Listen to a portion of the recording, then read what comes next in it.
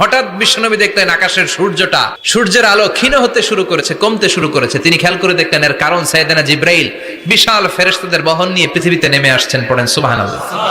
এসে বললেন, ইয়া রাসূলুল্লাহ, আমি 1,40,000 ফেরেশতা নিয়ে নেমে এসেছি। আপনি কি জানেন না, ঠিক একটু আগে মদিনাতে আপনার এক প্রিয় সাহাবা, তার নাম হচ্ছে মুআবিয়া ইবনে মুআবিয়া আল মুজানি, একটু আগে শেষ নিঃশ্বাস ত্যাগ করেছে। বিশ্বনবী তো অবাক, ঘটনা কি? কোন সাহাবীর গায়বানা জানা যায় তো ফেরেশতা নামে না আকাশের উপর থেকে। বিশ্বনবী জিজ্ঞেস করলেন, জিব্রাইল, কোন সাহাবীর গায়বানা জানা যায়? তোমরা আকাশ থেকে এত ফেরেশতার বহর নিয়ে নামো নাই? কি এমন আমল করেছে আমার মুআবিয়া? কি এমন ভালো গুণ ছিল, ভালো আমল ছিল, যার কারণে আরশের উপরে তার এত সম্মান? আপনার এই প্রিয় সাহাবী হাঁটতে বসতে চলতে ফিরিতে সব সময় পড়তো কুল হুয়াল্লাহু আহাদ আল্লাহুস সামাদ লাম ইয়ালিদ ওয়া লাম ইউলাদ ওয়া লাম ইয়াকুল লাহু কুফুয়ান